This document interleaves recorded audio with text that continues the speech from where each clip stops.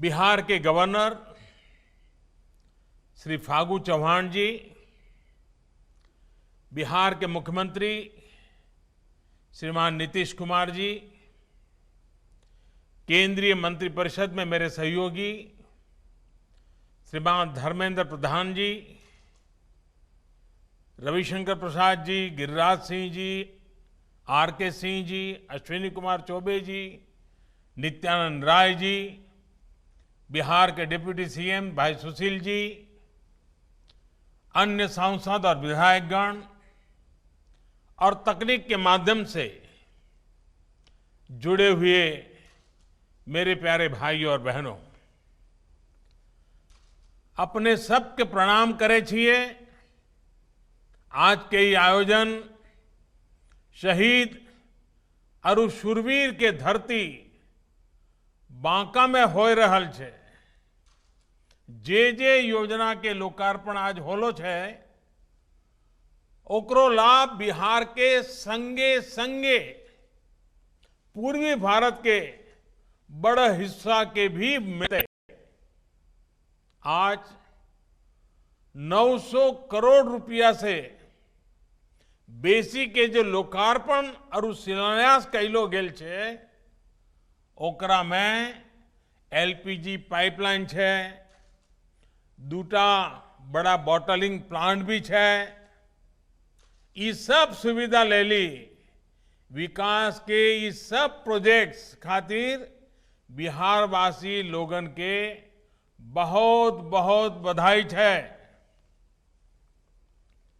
साथियों, कुछ वर्ष पहले जब बिहार के लिए विशेष पैकेज की घोषणा की गई थी, तो उसमें बहुत फोकस राज्य के इंफ्रास्ट्रक्चर पर था।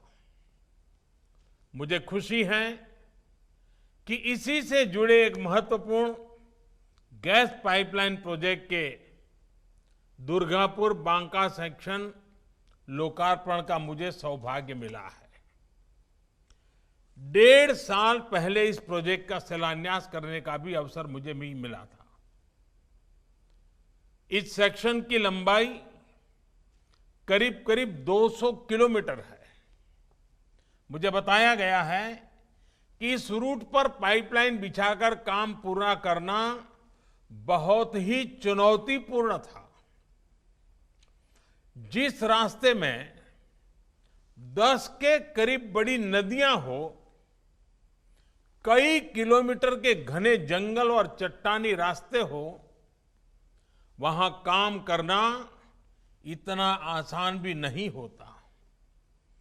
नई इंजीनियरिंग तकनीक, राज्य सरकार के सक्रिय सहयोग, हमारे इंजीनियरों, श्रमिक साथियों के कठिन श्रम के कारण ये प्रोजेक्ट समय पर पूरा हो पाया है। इसके लिए मैं इस प्रोजेक्ट से जुड़े सभी साथियों को बहुत बहुत बधाई देता हूं। साथियों, बिहार के लिए जो प्रधानमंत्री पैकेज दिया गया था, उसमें पेट्रोलियम और गैस से जुड़े 10 बड़े प्रोजेक्ट थे। इन प्रोजेक्ट्स पर करीब करीब 21,000 करोड़ रुपए खर्च किए जाने थे। आज ये 7वां प्रोजेक्ट है जिसमें काम पूरा हो चुका है, जिसे बिहार के लोगों को समर्पित किया जा चुका है। इससे पहले पटना एलपीजी प्लांट के विस्तार और स्टोरेज कैपेसिटी बढ़ाने का काम हो, पूर्णिया के एलपीजी प्लांट का विस्तार हो, मुजफ्फरपुर में नया एलपीजी प्लांट हो, ये सारे प्रोजेक्ट पहले ही पूरे किए जा चुके हैं। जगदीशपुर हल्दिया पाइपलाइन प्रोजेक्ट का जो हिस्सा बिहार से गुजरता है, उस पर भी काम पिछले साल मार्च में ही समाप्त कर लिया गया है। मोतिहारी अमलेखगंज पाइपलाइन पर भी पाइपलाइन से जुड़ा काम पूरा कर लिया गया है। अब देश और बिहार उस दौर से बाहर निकल रहा है जिसमें एक पीढ़ी काम शुरू होते देखती थी और दूसरी पीढ़ी उसे पूरा होते हुए नए भारत, नए बिहार की इसी पहचान, इसी कार्य संस्कृति को हमें और मजबूत करना है। और निश्चित तौर पर इसमें नीतीश जी की भी बहुत बड़ी भूमिका है। मुझे विश्वास है कि ऐसे ही निरंतर काम करके हम बिहार और पूर्वी भारत के विकास पथ पर ले जा सकते हैं। साथियों, हमारे शास्त्रों में कहा गया है, सामर्थ्यम मूलम स्वातंत्रम, श्रम मूलम वैभवम, यानी सामर्थ्य स्वतंत्रता का स्रोत है और श्रम शक्ति किसी भी राष्ट्र की प्रगति का आधार होती है। बिहार सहित पूर्वी भारत में ना तो सामर्थ्य की कमी है और ना ही प्रकृति ने यहां संसाधनों की कमी रखी है। बावजूद इसके बिहार और पूर्वी भारत विकास के मामले में दशकों तक पीछे ही रह गए। इसकी बहुत सारी वजह राजनीतिक थी, आर्थिक थी, प्राथमिकताओं की थी। इन स्थितियों की वजह से पूर्वी भारत या बिहार के इंफ्रास्ट्रक्चर प्रोजेक्ट हमेशा अंतहीन देरी का शिकार रहे। एक समय था जब road connectivity, rail connectivity, air connectivity, internet connectivity, ये सब प्राथमिकताओं में थे ही नहीं। इतना ही नहीं, अगर रोड बनाने की बात करते तो ये पूछा जाता था, ये तो गाड़ी वालों के लिए बन रहा है, पैदल वालों के लिए क्या है? यानी सोच में ही गड़बड़ थी। ऐसे में गैस बेस्ड इंडस्ट्री और पेट्रो कनेक्टिविटी की तो बिहार में पुराने जमाने में कल्पना भी नहीं की जा सकती थी। लैंड लॉक स्टेट होने की वजह से बिहार में पेट्रोलियम और गैस से जुड़े वो साधन संसाधन उपलब्ध नहीं हो पाते थे जैसे समंदर से सटे राज्यों में होते हैं। इसलिए बिहार में गैस आधारित उद्योगों का विकास एक बड़ी चुनौती थी। साथियों, गैस बेस्ड इंडस्ट्री और पेट्रो कनेक्टिविटी, ये सुनने में बड़े टेक्निकल से टर्म लगते हैं, लेकिन इनका सीधा असर लोगों के जीवन पर पड़ता है, जीवन स्तर पर पड़ता है। गैस बेस्ड इंडस्ट्री और पेट्रो कनेक्टिविटी रोजगार के भी लाखों नए अवसर बनाती है। आज जब देश के अनेकों शहरों में सीएनजी पहुंच रही है, पीएनजी पहुंच रही है, तो बिहार के लोगों को, पूर्वी भारत के लोगों को भी ये सुविधाएं उतनी ही आसानी से मिलनी चाहिए। इसी संकल्प के साथ हम आगे बढ़े। प्रधानमंत्री ऊर्जा गंगा योजना के तहत पूर्वी भारत को पूर्वी समुद्री तट के पारादीप और पश्चिमी समुद्री तट से के कांडला से जोड़ने का भागीरथ प्रयास शुरू हुआ। करीब 3000 किलोमीटर लंबी पाइपलाइन से 7 राज्यों को जोड़ा जा रहा है, जिसमें बिहार का भी प्रमुख स्थान है। पारादीप हल्दिया से आने वाली लाइन अभी बांका तक पूरी हो चुकी है। इसको आगे पटना, मुजफ्फरपुर तक विस्तार दिया जा रहा है। कांडला से आने वाली पाइपलाइन जो गोरखपुर तक पहुंच चुकी है, उसको भी इससे जोड़ा जा रहा है।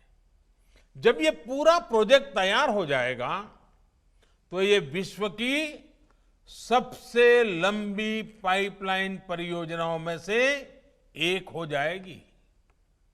साथियों, इसी गैस पाइपलाइन की वजह से अब बिहार में ही सिलेंडर भरने के बड़े बड़े प्लांट लग पा रहे हैं। बांका और चंपारण में ऐसे ही 2 नए बॉटलिंग प्लांट्स का आज लोकार्पण किया गया है। इन दोनों प्लांट्स में हर साल 1.25 करोड़ से ज्यादा सिलेंडर भरने की क्षमता है। इन प्लांट से आपके बिहार के बांका, भागलपुर, जमुई, अररिया, किशनगंज, कटिहार, पूर्वी चंपारण, पश्चिम चंपारण, मुजफ्फरपुर, सीवान, गोपालगंज और सीतामढ़ी जिलों को इसकी सुविधा मिलेगी। वहीं झारखंड के गोड्डा, देवघर, दुमका, साहिबगंज, पाकुड़ जिलों और उत्तर प्रदेश के कुछ क्षेत्रों की एलपीजी से जुड़ी जरूरतों को ये प्लांट पूरा करेंगे। इस गैस पाइपलाइन को बिछाने से लेकर इससे जो नए उद्योगों को ऊर्जा मिल रही है, उससे बिहार में हजारों नए रोजगार बन रहे हैं और आगे भी अनेक रोजगारों के लिए संभावना बन रही है। साथियों, बरौनी का जो खाद कारखाना बंद हो गया था, वो भी इस गैस पाइपलाइन के बनने से अब बहुत जल्द काम करना शुरू कर देगा। गैस कनेक्टिविटी से जहां एक तरफ फर्टिलाइजर, पावर और स्टील इंडस्ट्री की ऊर्जा बढ़ेगी, वहीं दूसरी तरफ सीएनजी आधारित स्वच्छ यातायात और पाइप से सस्ती गैस और आसानी से लोगों के किचन तक पहुंचेगी। इसी कड़ी में आज बिहार और झारखंड के अनेक जिलों में पाइप से सस्ती गैस देने की शुरुआत हुई है। ये देश के हर परिवार को साफ सुथरे ईंधन, धुआं रहित किचन से जोड़ने के आंदोलन को और गति देगा। साथियों, उज्ज्वला योजना की वजह से आज देश के 8 करोड़ गरीब परिवारों के पास भी गैस कनेक्शन मौजूद है। इस योजना से गरीब के जीवन में क्या परिवर्तन आया है, ये कोरोना के दौरान हम सभी ने फिर एक बार महसूस किया है। अब कल्पना कीजिए, जब घर में रहना जरूरी था, तब अगर इन 8 करोड़ परिवारों के साथियों को, हमारी बहनों को लकड़ी या दूसरा ईंधन जुटाने के लिए घर से बाहर निकलना पड़ता, तो क्या स्थिति होती। साथियों, कोरोना के इस दौर में उज्ज्वला योजना की लाभार्थी बहनों को करोड़ों सिलेंडर मुफ्त में दिए गए हैं। इसका लाभ बिहार की भी लाखों बहनों को हुआ है, लाखों गरीब परिवारों को हुआ है। मैं पेट्रोलियम और गैस से जुड़े विभाग और कंपनियों के साथ साथ डिलीवरी से जुड़े उन लाखों साथियों को भी, उनको कोरोना वॉरियर्स की प्रशंसा करता हूं। ये वो साथी हैं जिन्होंने इस संकट के दौरान भी लोगों के घरों में गैस की कमी नहीं होने दी और आज भी संक्रमण के खतरों के बावजूद सिलेंडर की सप्लाई को बनाए हुए है। साथियों, एक समय था जब पूरे देश में और बिहार में एलपीजी गैस कनेक्शन होना मतलब कि बड़े संपन्न लोग हैं, ये इसकी निशानी होता था। ये माना जाता था कि भाई गैस कनेक्शन है मतलब आप बड़े लोग हैं। एक एक गैस कनेक्शन के लोगों को सिफारिशें लगानी पड़ती थी। एमपी साहब के घर के बाहर कतार लग जाती थी। जिसके घर गैस होती थी वो माना जाता था कि बहुत बड़े रईस, बहुत बड़े घर परिवार से हैं। जो समाज में हाशिए पर थे, पीड़ित थे, वंचित थे, पिछड़े थे, अति पिछड़े थे, उन्हें कोई पूछता ही नहीं था। उनके दुख, उनकी तकलीफों को देखकर भी नजरअंदाज कर दिया जाता था। लेकिन बिहार में अब ये अवधारणा बदल चुकी है। उज्ज्वला योजना के माध्यम से ही बिहार के करीब करीब 1.25 करोड़ गरीब परिवारों को गैस का मुफ्त कनेक्शन दिया गया है। घर में गैस कनेक्शन ने बिहार के करोड़ों गरीबों का जीवन बदल दिया है। अब वो अपनी शक्ति खाना बनाने के लिए लकड़ी के इंतजाम में नहीं, बल्कि खुद को आगे बढ़ाने में लगा रहा है। साथियों, जब मैं कहता हूं कि बिहार देश की प्रतिभा का पावर हाउस है, ऊर्जा केंद्र है, तो ये कोई अतिशयोक्ति नहीं होगी। बिहार के युवाओं की, यहां की प्रतिभा का प्रभाव चारों तरफ है, सब जगह है। भारत सरकार में भी बिहार के ऐसे कितने ही बेटे बेटियां हैं जो देश की सेवा कर रहे हैं, दूसरों के जीवन में सकारात्मक बदलाव ला रहे हैं। आप किसी भी आईआईटी में चले जाइए, वहां भी बिहार की चमक दिखेगी।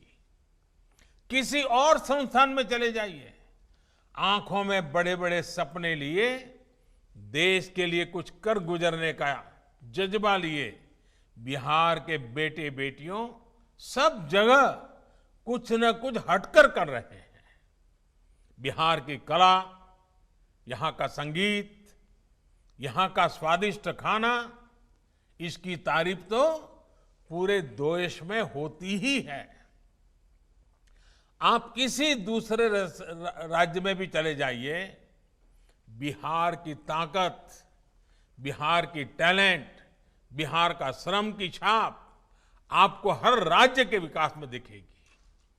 बिहार का सहयोग सबके साथ है। यही तो बिहार है, यही तो बिहार की अद्भुत क्षमता है। इसलिए ये हमारा भी कर्तव्य है, और मैं तो कहूंगा कि कहीं न कहीं हमारे ऊपर बिहार का कर्ज है कि हम बिहार की सेवा करें। हम बिहार में ऐसा सुशासन रखें जो बिहार का अधिकार है। साथियों, पिछले 15 सालों में बिहार ने ये दिखाया भी है कि अगर सही सरकार हो, सही फैसले लिए जाए, स्पष्ट नीति हो, तो विकास होता है और हर एक तक पहुंचता भी है। हम बिहार के हर एक सेक्टर के विकास को आगे बढ़ा रहे हैं, हर एक सेक्टर की समस्याओं के समाधान का प्रयास कर रहे हैं, ताकि बिहार विकास की नई उड़ान भरे, उतनी ऊंची उड़ान भरे जितना ऊंचा बिहार का सामर्थ्य है। साथियों, बिहार में कुछ लोग कभी ये कहते थे कि बिहार के नौजवानों पढ़ लिख कर क्या करोगे, उन्हें तो खेत में ही काम करना है। ऐसी सोच ने बिहार के प्रतिभाशाली युवाओं के साथ बहुत अन्याय किया। इसी सोच की वजह से बिहार में बड़े शिक्षण संस्थानों को खोलने के लिए ज्यादा काम ही नहीं किया गया था। नतीजा ये हुआ कि बिहार के नौजवान बाहर जाकर पढ़ाई करने के लिए, नौकरी करने के लिए मजबूर हो गए। साथियों, खेत में काम करना, खेती किसानी बहुत परिश्रम और गौरव का काम है, लेकिन युवाओं को दूसरे मौके न देना, न ऐसी व्यवस्थाएं बनाना, ये भी तो सही नहीं था। आज बिहार में शिक्षा के बड़े बड़े केंद्र खुल रहे हैं। अब agriculture college, medical college, engineering कॉलेजों की संख्या बढ़ रही है। अब राज्य में IIT, IIM, triple IT Bihar के नौजवानों के सपनों को ऊंची उड़ान देने में मदद कर रहे हैं। नीतीश जी के शासन में इसके दौरान बिहार में 2 केंद्रीय विश्वविद्यालय, एक आईआईटी, एक आईआईएम, एक निफ्ट, एक नेशनल लॉ इंस्टीट्यूट जैसे अनेकों बड़े संस्थान खुले हैं। नीतीश जी के प्रयासों के चलते आज बिहार में पॉलिटेक्निक संस्थानों की संख्या भी पहले के मुकाबले 3 गुना से ज्यादा हो गई है। स्टार्टअप इंडिया, मुद्रा योजना, ऐसी योजनाओं ने बिहार के नौजवानों को स्वरोजगार के लिए जरूरी राशि मुहैया कराई है।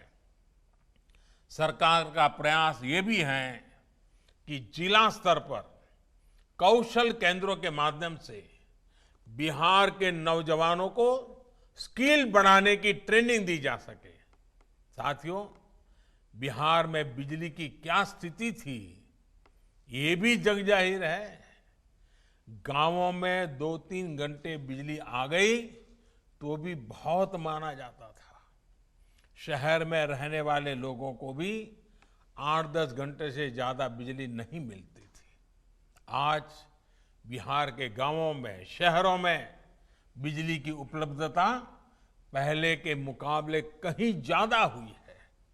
साथियों, पावर, पेट्रोलियम और गैस से जुड़े सेक्टर में जो आधुनिक इंफ्रास्ट्रक्चर का निर्माण हो रहा है, जो रिफॉर्म लाए जा रहे हैं, वो लोगों का जीवन आसान बनाने के साथ साथ उद्योगों और अर्थव्यवस्था को भी गति दे रहे हैं।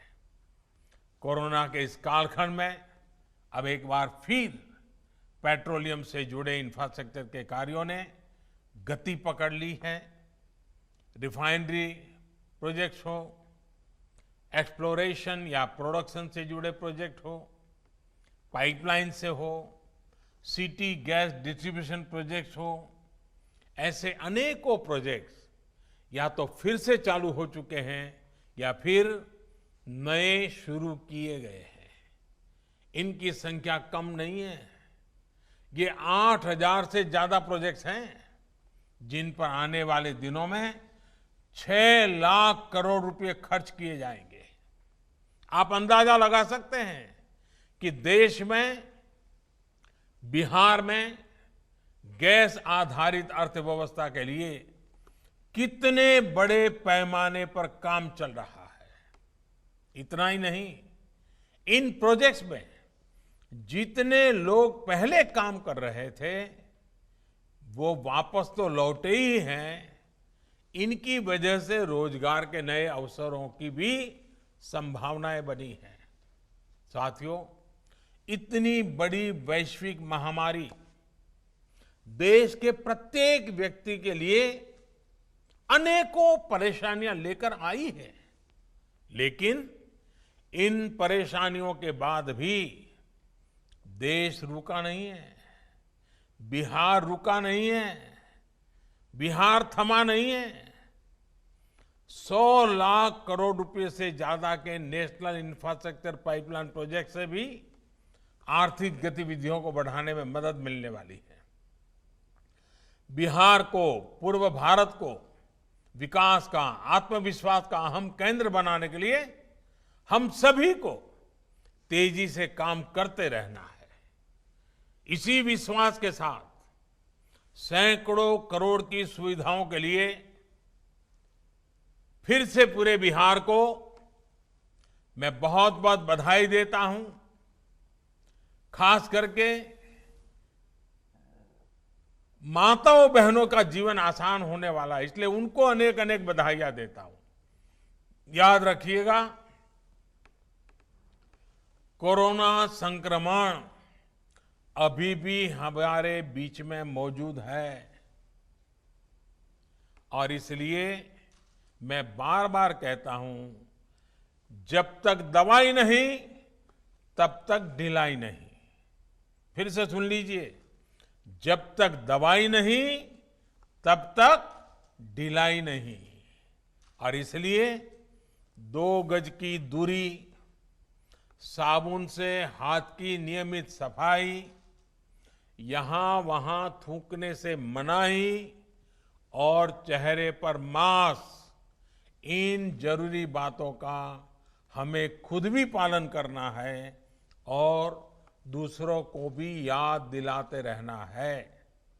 आप सतर्क रहेंगे तो बिहार स्वस्थ रहेगा, देश स्वस्थ रहेगा। मैं फिर एक बार आप सबको इस अनेक भेंट सौगातों के साथ बिहार की विकास यात्रा में नई ऊर्जा का ये अवसर, आपको बहुत बहुत शुभकामनाएं। बहुत बहुत धन्यवाद।